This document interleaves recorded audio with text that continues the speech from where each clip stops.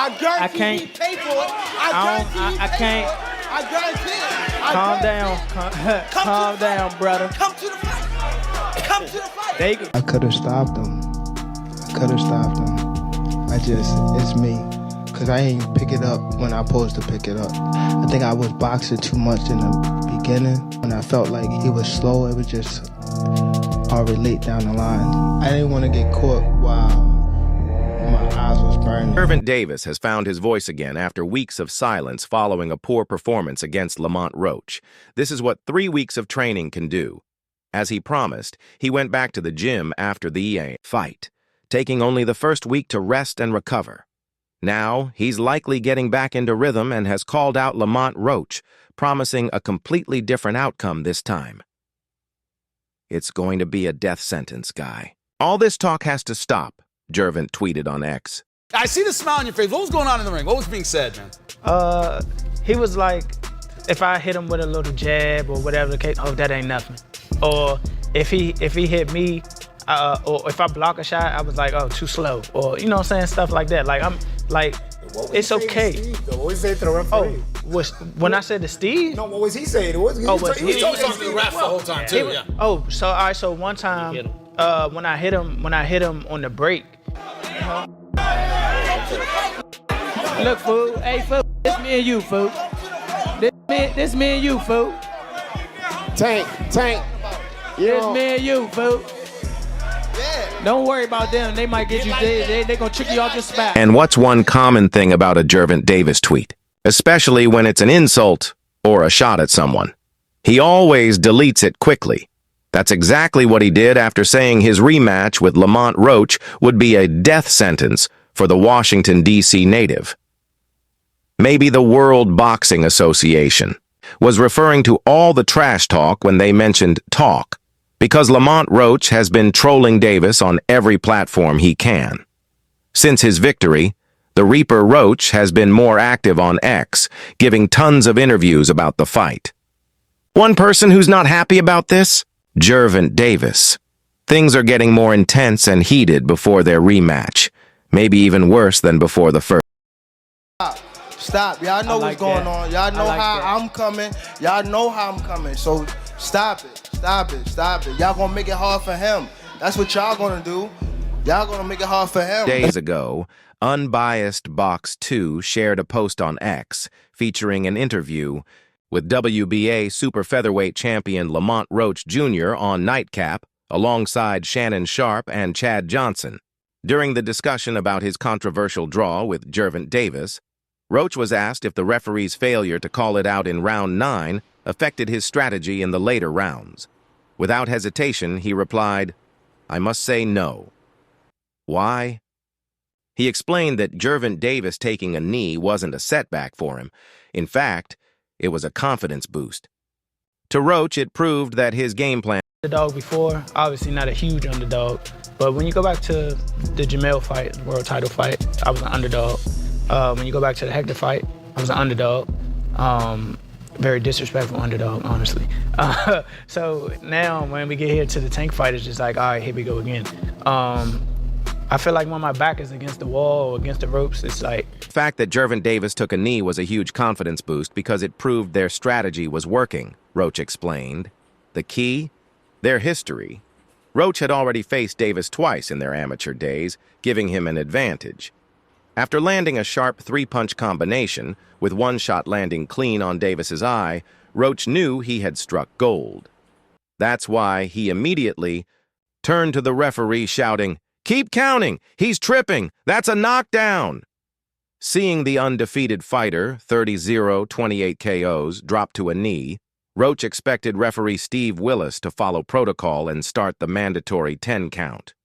At first, Willis did begin counting, but for some reason, he stopped at 3. This is the main reason the fight ended in a draw. Like the criteria for if you boxing, didn't notice, the referee started counting, but then stopped. So when he resumed the action, I was like, "What are you doing? Keep counting," the frustrated 29-year-old said. Or anything like that. To make things worse, Gervonta Davis's coach, Calvin Ford, climbed into the ring mid-round to wipe his fighter's face. Another clear rule violation that could have led to Tank's disqualification. Considering Steve Willis's reputation as an experienced referee, these mistakes were shocking in a championship fight. No wonder Roach and his team are furious over what they see as a major officiating blunder. And they're not alone. Ryan. Garcia and Terence Crawford also agree that something needs to change.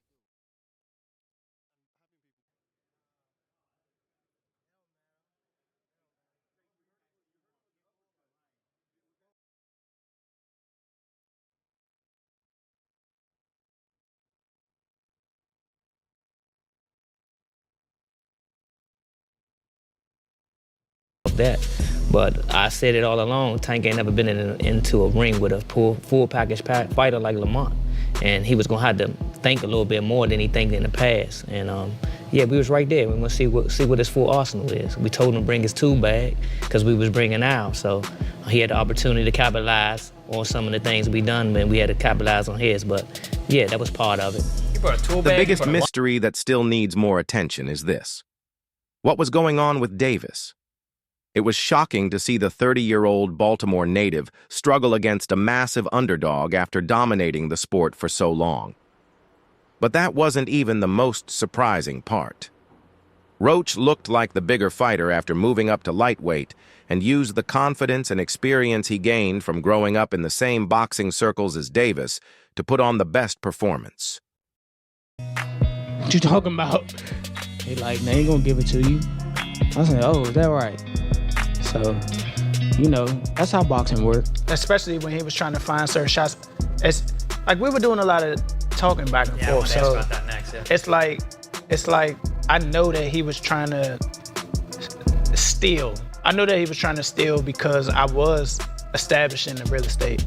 I was popping my jab. I was making them think. I was making them do a lot of things. And the fact that he knew, well, he figured he had to be cautious. Biggest questions surrounded Davis's mindset and his strange behavior before, during, and after the fight. Was this just an off night for one of boxing's pound-for-pound best, or has Davis lost the competitive fire and killer instinct that made him such a massive star? Being late to media events isn't unusual for star boxers, especially Davis, who was nearly 2 hours late for his 2023 press conference with Ryan Garcia. But in December, he took it to another level, showing up nearly 4.5 hours late to his first event with Roach in New York and then arriving 90 minutes late to last Friday's weigh-in. Davis was his usual playful and relaxed self during fight week, but his in-ring behavior was concerning. Twice in the first half of the fight, he took his eyes off Roach to argue with referee Steve Willis, only to get hit with clean punches in return. They say, you know, that's how boxing works. I'm not, like, totally upset.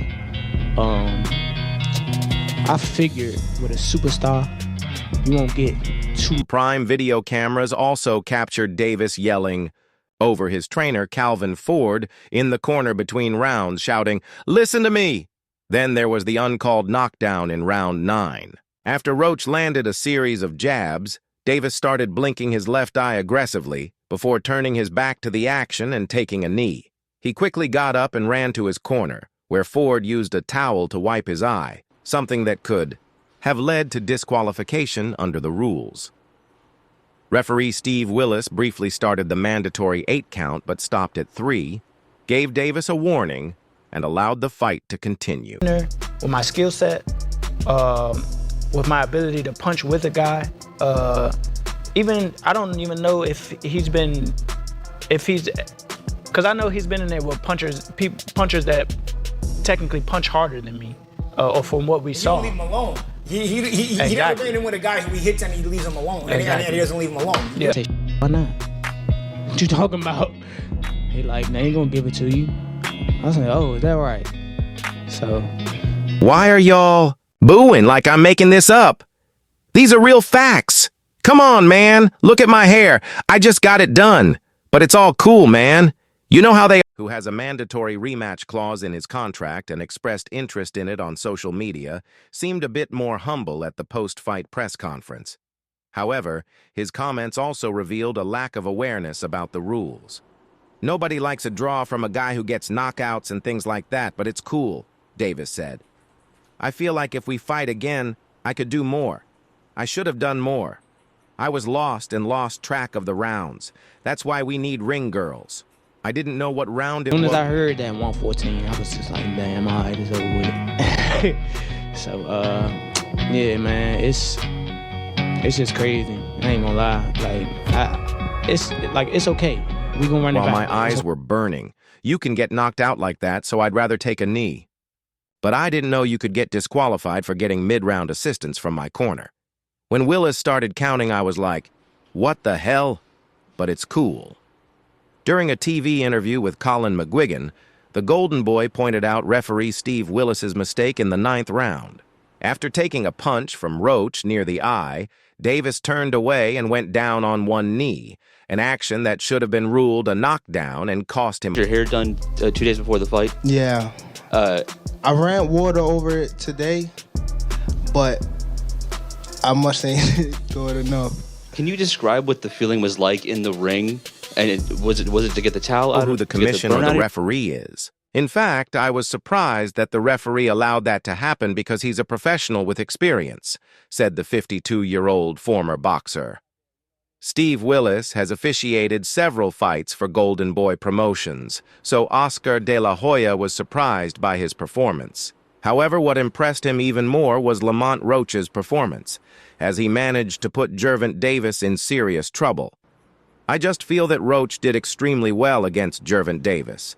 I think Lamont Roach was on his game, and it was a great fight, De La Hoya said.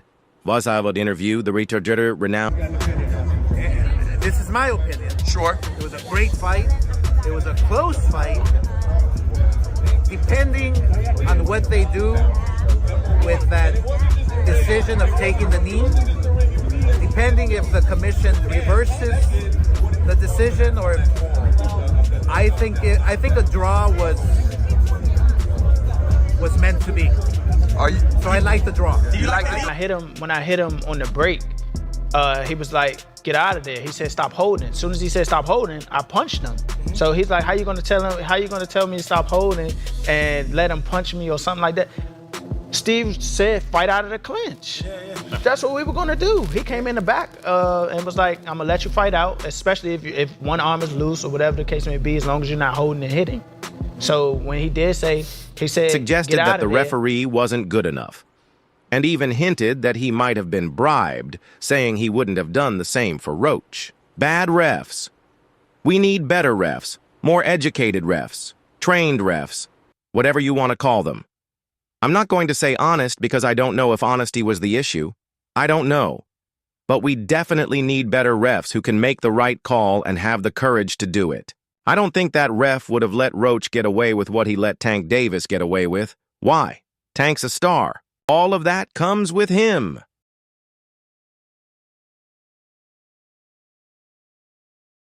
If you take a knee in the 90s or in 2000, you're taking a point off. That's the bottom line. You're taking a point off. I don't know what happened with the referee. Maybe he was a little starstruck. Maybe he was a little, Renowned boxing coach Teddy Atlas gave his input on what he thought went wrong. I'm sorry. I'm terrible. I am, but I'm ashamed of myself. I am so cynical, but this sport has made me cynical. I'm sorry.